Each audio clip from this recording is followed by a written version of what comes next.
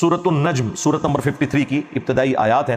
والنجم اذا ہوا، قسم ہے ستارے کی کہ جب وہ ڈوبتا ہے.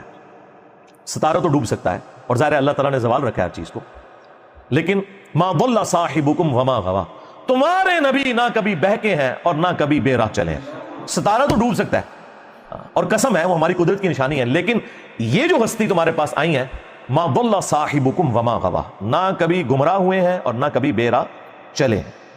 لہذا وہ جو آیت ہے نا ووجدک ضالا فہدی، اے نبی ہم نے تمہیں اپنی محبت میں خود رفتہ پایا تو ہدایت کے اعلیٰ ترین درجے پر پہنچا دیا. یہ اعلیٰ حضرت کا ترجمہ بالکل ٹھیک ہے. یہ جو وہابیوں نے ترجمہ کیا دیوبند اور اہل حدیث نے، وہ بالکل گستاخانہ ترجمہ ہے. نبی کے کیس میں جب یہ لفظ آئے گا نا ضال، تو اس میں محبت میں خود رفتہ پانا.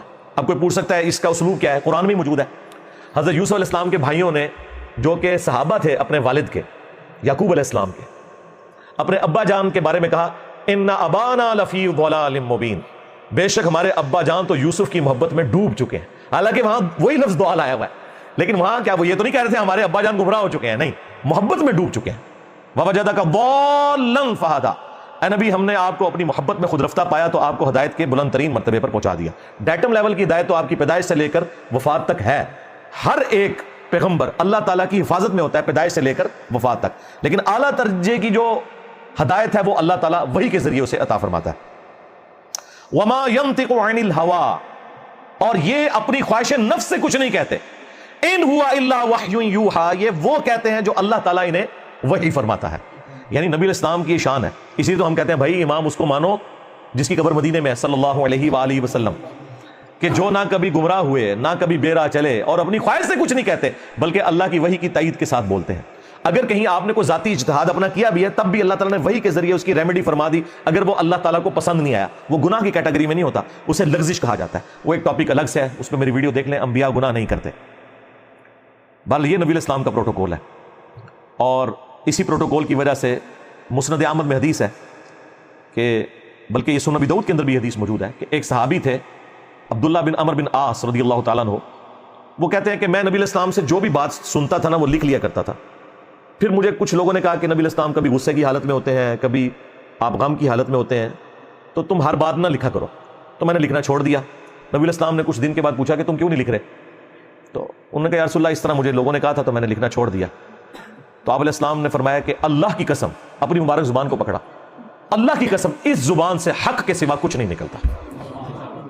یہ پروٹوکول صرف نبی علیہ السلام کا ہے، اور اللہ تعالیٰ نے اسی پروٹوکول کی وجہ سے نبی علیہ السلام کو اس پلانٹ ارتھ پہ اپنا خلیفہ بنایا. وما رمیت اذ رمیت ولکن اللہ رما. اے نبی جب تم نے کنکریاں ماری تھیں کافروں کے لشکر کی طرف، وہ تم نے نہیں ماری تھی بلکہ وہ تو اللہ نے ماری تھی جب کہ تم نے ماری تھی. یعنی اللہ تعالیٰ نے اپنے پیغمبر کو، ان کے مبارک ہاتھ کو اپنی طرف منسوب کیا، کیونکہ دنیا پہ وہ اللہ کے ریپریزنٹیٹو ہیں. ید اللہ فوق ایدیہم، اصحاب شجرہ کے بارے میں آیا کہ جب یہ درخت کے نیچے آپ کی بیعت کر رہے تھے نا، آپ کے ہاتھ پہ اللہ کا ہاتھ تھا ان کے ہاتھ کے اوپر. یعنی یہ نہیں کہ نبی علیہ السلام کا ہاتھ جو ہے وہ اللہ کا ہاتھ فزیکلی، مراد یہ کہ وہ اللہ کے ریپریزنٹیٹو ہیں. ریفرنس نمبر 4، یہ سورۃ الحجرات سورت نمبر 49 کی ابتدائی آیات ہے. یا ایھا الذین آمنوا، اے ایمان والو، لا تقدموا بین یدی اللہ ورسولہ، مت آگے بڑھو اللہ اور اس کے رسول سے. بس جتنا تعلیم کیا ہے نا اس میں خود صفرے لگا کے ایڈ نہ کرو. جو تعلیمات ہیں، جہاں پر فرمایا کہ یہاں پہ رک جاؤ وہاں پہ رک جانا ہے، جہاں پہ فرمایا کہ یہ حلال ہے اسی کو حلال سمجھنا ہے، جس کو حرام کیا اسی کو حرام سمجھنا ہے. خود سے دین میں کوئی بدعتیں داخل نہیں کرنی. واتقوا اللہ، اور اللہ کا تقوی اختیار کرو. ان اللہ سمیع علیم، بے شک اللہ تعالیٰ سننے والا علم والا ہے. یا ایھا الذین آمنوا، اے ایمان والو، لا ترفعوا اصواتکم فوق صوت النبی، اپنی آواز کو بھی کبھی نبی صلی اللہ علیہ وآلہ وسلم کی آواز سے بلند نہ کرنا. ولا تجہروا لہ بالقول کجہر بعضکم لبعض، اور ان کے حضور اس طریقے سے بلند آواز میں گفتگو نہ کرنا جس طرح آپس میں ایک دوسرے کے ساتھ کرتے ہو.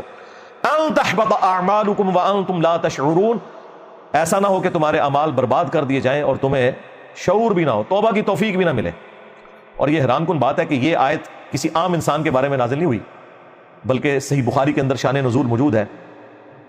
عبداللہ ابن ابی ملیکہ تابعی کہتے ہیں قریب ہے کہ اس مخلوق کے دو بہترین لوگ یعنی ابو بکر اور عمر برباد ہو جاتے جب انہوں نے انجانے میں رسول اللہ کے حضور اپنی آوازوں کو بلند کر دیا۔ ایک قبیلہ آیا ہوا تھا، نبی الاسلام کی یہ مبارک عادت تھی کہ جب قبیلہ اسلام قبول کر کے واپس جاتا تھا تو ایک فوکل پرسن آپ مقرر کرتے تھے۔ حضرت ابو بکر نے مشورہ دیا کہ اس کو فوکل پرسن مقرر کریں، حضرت عمر نے کہا نہیں یا رسول اللہ اس کو کریں۔ اس میں وہ آپس میں ان کی تلخ کلامی ہوگی، نبی الاسلام سے کوئی بدتمیزی نہیں کی، آپس میں آوازیں بلند ہوئی تو یہ آیات نازل ہوئی کہ اگر تم نے بھی رسول اللہ کے حضور آپس میں بھی بات کرتے ہوئے آواز کو بلند کیا چھٹی ہو جائے گی۔ تو سرکار اگر یہ ابو بکر و عمر کا سٹیٹس ہے تو تواڈے بابے تے شاہی کوئی نہیں، یعنی نبی الاسلام کی آواز سے آواز بلند کرنا اعمال کو برباد کرتا ہے، نبی کی حدیث سے کسی بابے کے قول کو بلند کرنا وہ تو تمہارا ایمان ہی برباد کر دے گا، کیونکہ میرے نبی سا ہے ہی کوئی نہیں، تیرے بابے تے شاہی کوئی نہیں، بلکہ بابے تے شاہی کوئی نہیں۔ یہ دیکھ لیں، یہ کتابوں کا خدا ہے۔ اب اسی بخاری کی حدیث میں آتا ہے کہ عبداللہ ابن زبیر کہتے ہیں کہ ان آیات کے نازل ہونے کے بعد حضرت عمر اتنی آہستہ آواز میں گفتگو کرتے تھے کہ حضور کو سنائی نہیں دیتی تھی، اور آپ کہتے تھے عمر اونچا بولو مجھے آواز ہی نہیں آ رہی، اتنے ڈر گئے۔ پھر اللہ تعالیٰ نے اسی کا انعام دیا، اگلی آیات نازل ہوئی، ان الذین یغضون اصواتهم عند رسول اللہ، بے شک وہ لوگ جو اپنی آوازوں کو پست رکھتے ہیں رسول اللہ کے حضور، اولئک الذین امتحن اللہ قلوبهم للتقوی، یہی وہ لوگ ہیں جن کے دلوں کو اللہ نے تقوی کے لیے چن لیا، یہ پرہیزگار لوگ ہیں، لہم مغفرۃ واجر عظیم، ان کے لیے مغفرت اور اجر عظیم ہے۔ اور مزے کی بات ہے ان آیات کو اللہ تعالیٰ نے وہ مقبولیت دی کہ روزہ شریف پہ کئی سو سال سے یہی آیات ہیں۔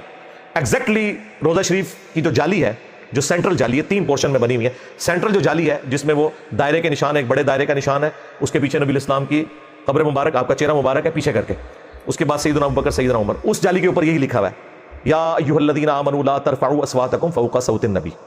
اور جو اس طرف جالی ہے باب السلام کی طرف سے جب آپ انٹر ہوتے ہیں، وہ بھی گولڈن جالی ہیں، ان کے اوپر یہ آیت لکھی ہوئی ہے ان الذین یغضون اصواتهم عند رسول اللہ۔ اور جو باب جبریل کی طرف تیسری جالیاں آتی ہیں، جب آپ سلام عرض کر کے آگے چلتے ہیں تو ان کے اوپر پھر وہ آیت لکھی ہے ما کان محمد ابا احد من رجالکم ولکن رسول اللہ وخاتم النبیین۔ تو میرے بھائی یہ بڑا سینسٹیو ایشو ہے، یہاں تو لوگ کہتے ہیں جی خیر ہے حدیث، بلکہ وہ تو ایک مفتی کہتا ہے جی یہ ہمیں بار بار نہ بتایا کرو حدیث میں آیا ہے، حدیث میں آیا ہے، کہ دسیے تنوں فتاوی عالمگیری چ آیا ہے، قدوری شریف وچ آیا ہے کہ کتے نال منہ کالا کر لو تے کھوتے نال منہ کالا کر لو تے اے ہوندا ہے، اے دسیے تنوں، ہمیں نہ حدیثیں سنایا کرو۔ سورۃ النساء کی آیت نمبر 65 میں اللہ تعالیٰ نے فرمایا ہے کہ اے نبی تیرے رب ہونے کی قسم یہ مومن ہی نہیں ہو سکتے جب تک کہ ہر معاملے میں آپ کو اپنا حاکم نہ مان لیں، اور جب آپ فیصلہ کر دیں تو اپنے دل میں بھی اس کے بارے میں کوئی کجی محسوس نہ کریں، تب یہ مومن ہوں گے۔ اب ان کو نہیں ہضم ہوتا، یعنی نبی الاسلام کی ہم حدیث بتاتے ہیں، ان کو فوراً خیال آتا ہے کہ اچھا یہ اگر حدیث میں لکھا ہوا ہے تو بابا جی انہوں نے سی پتا، وہ پھر کیوں کر کے گئے، وہ تواڈے بابے تھے کلمے پڑھا کے گئے جی اپنے نامہ دے، چشتی رسول اللہ پارٹی، اشرف تھانوی رسول اللہ پارٹی، جن کو کلمے سمجھ نہیں آئے ہیں ان کو اگر قرآن و حدیث سمجھ نہیں آیا تو وہ چھوٹی بات ہے، اتنی کافی ہے۔